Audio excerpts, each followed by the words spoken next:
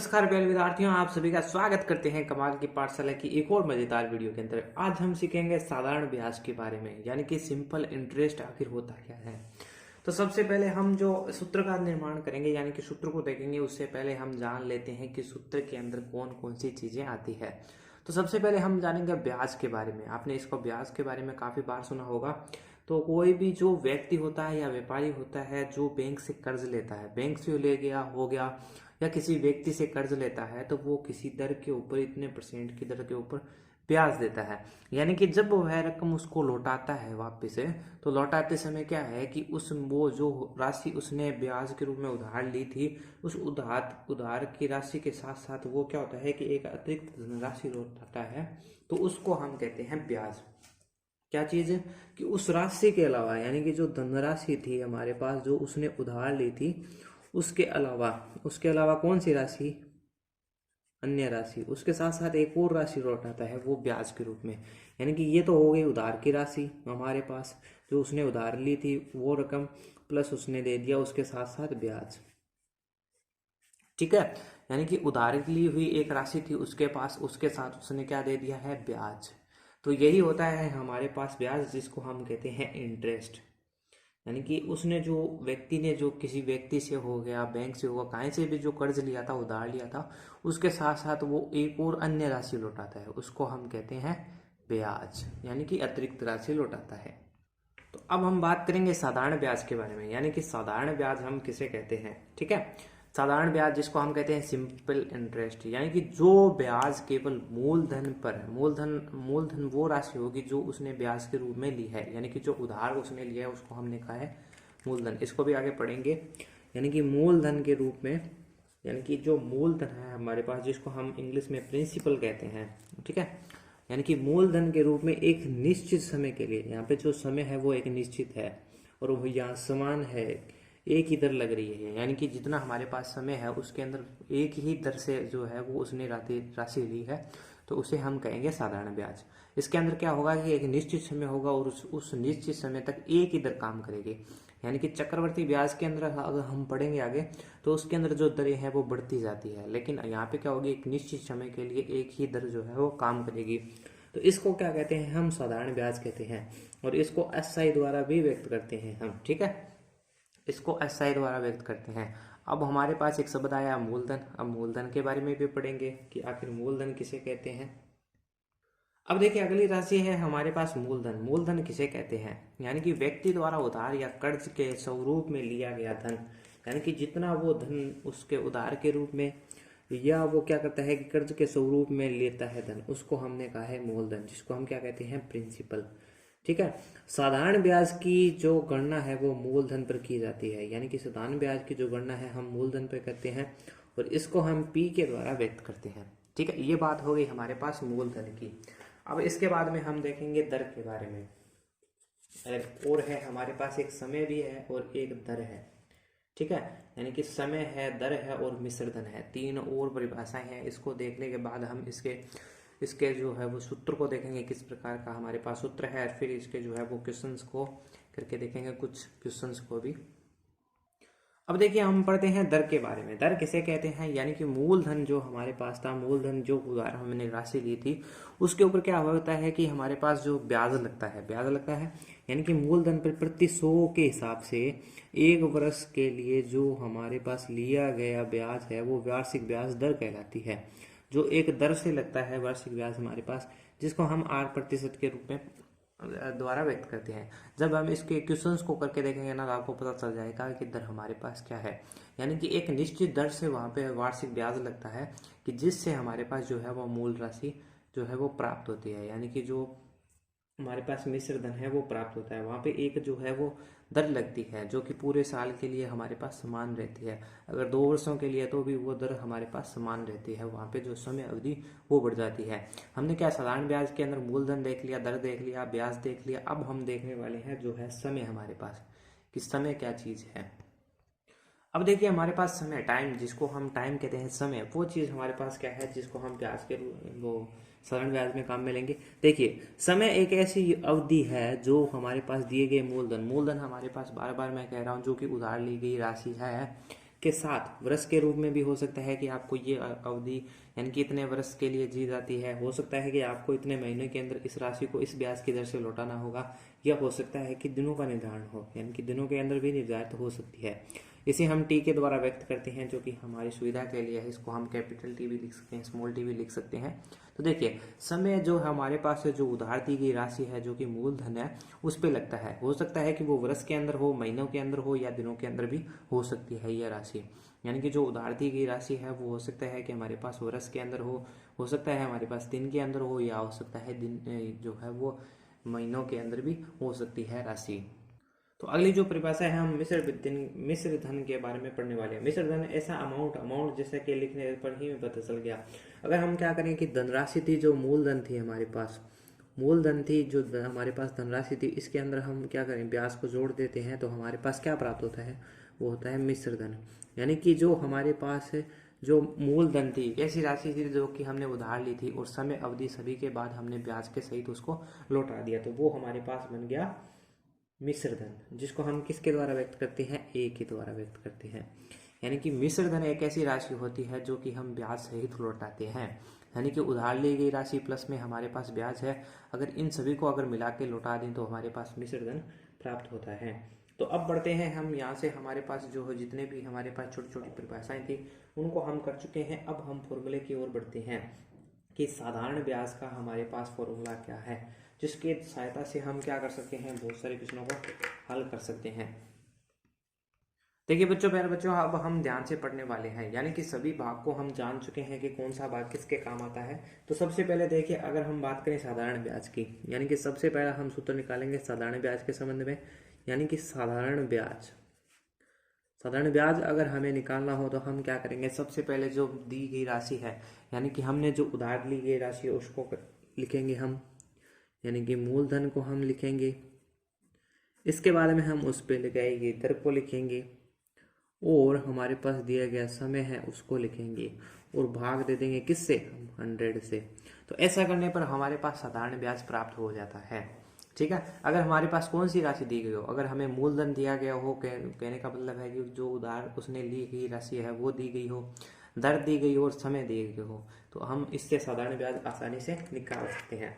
अगर हमें मूलधन दिया गया है और हमें पूछ लिया गया कि अगर हमें दे रखा है मूलधन, तो हम क्या करेंगे, तो देखिए क्या हो जाएगा। मूलधन को इधर ही रखते हैं, साधारण ब्याज है हमारे पास सबसे पहले, यानी कि साधारण ब्याज।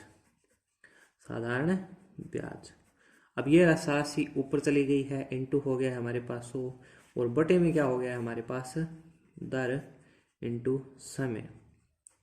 ठीक है, ये चीज हो गई कि अगर हमारे पास क्या होगी, मूलधन अगर हमें निकालना हो, साधारण ब्याज है हमारे पास और दर और समय है, तो हमारे पास इस प्रकार से हो जाएगा। अब आगे बढ़ते हैं हम और करेंगे किसको, कि अगर हमें मान लीजिए कि जो दर निकालनी हो, ठीक है, अगर हमें क्या निकालनी हो, दर निकालनी हो, तो हम क्या कर सकते हैं, दर, यानी कि मूलधन किस ये जगह रिप्लेस हो जाएगी, यानी कि साधारण ब्याज गुणा 100 बटे में क्या हो जाएगा, इस बार हमारे पास आ जाएगा मूलधन गुणा के अंदर हो जाएगा समय।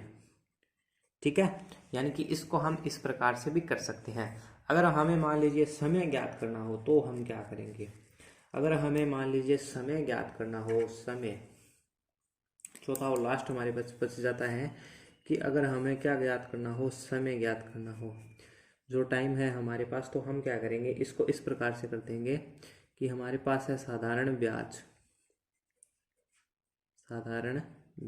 इनटू में हो जाएगा 100 बटे में हमारे पास क्या हो जाएगा कि मूलधन जो हमारे पास उधार ली गई राशि है इनटू हो जाएगा हमारे पास दर।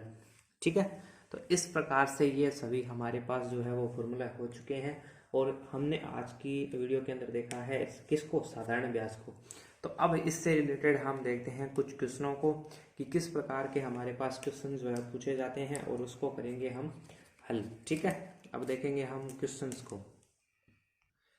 को देखने से पहले एक छोटी सी चीज के बारे में हम चर्चा कर लेते हैं। मान लीजिए हमारे पास दर दे रखी है कुछ इस प्रकार से, यानी कि आज जो परसेंट है हमें दे रखा है कि दर आपके पास है, इस चीज़ को आप नोट करना है कि आपको दे रखी है A/B C परसेंट के रूप में। यानी कि ये बिन के रूप में अगर हमारे पास इस रूप में दी गई हो तो किस के रूप में हम लिख सकते हैं, तो हम क्या लिख सकते हैं, R बराबर हमारे पास हो जाएगा A×C+B/C×100। ठीक है, यानी कि यहाँ से हो गया AC+B/100C। वैसे ये लिखने के लिए है, वैसे आप जिस प्रकार से इस इन बिनों को आप हल करते हो उसी प्रकार से कर सकते हो।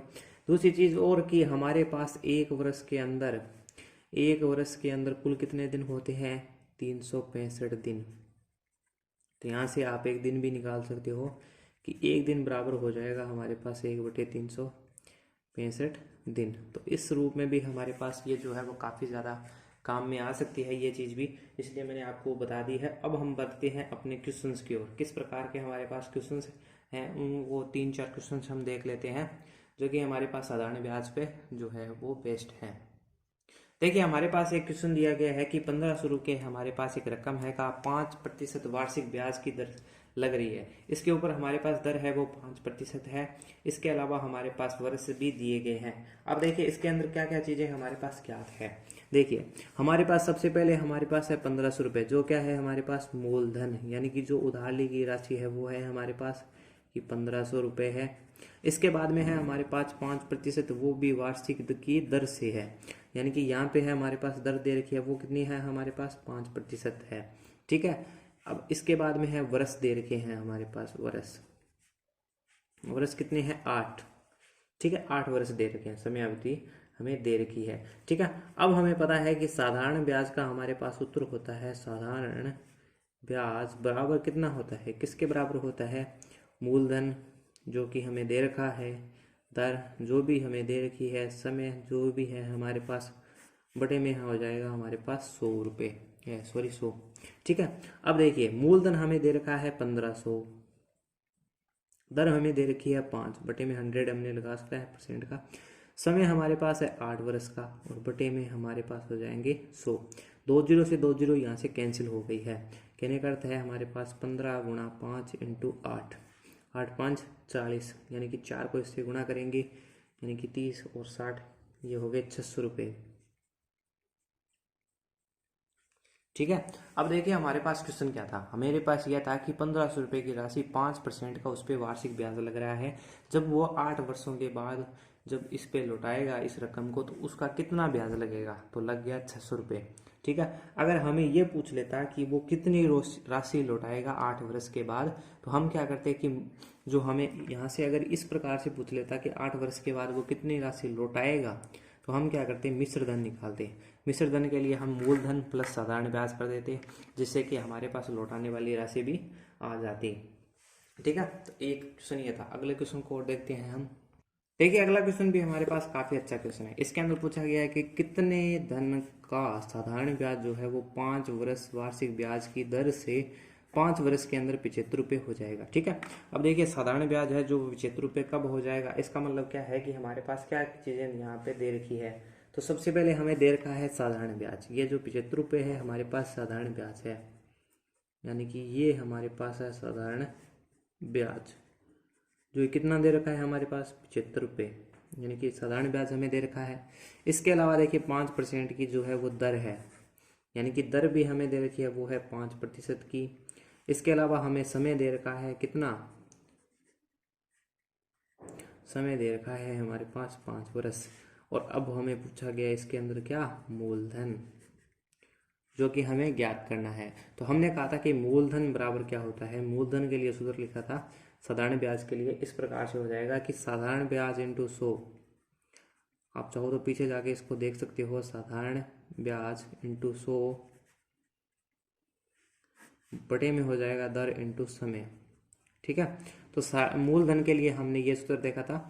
तो यहाँ पे देखिए साधारण ब्याज हमारे पास है 75, इंटू में हमारे पास है 200, 5% की दर लग रही है और 5 वर्ष जो है हमारे पास ब्याज है। अब पहले इसको काटेंगे 5 के पहाड़े से, तो ये गया 25 पे, फिर से इसको काटा तो ये गया 5 पे, यानी कि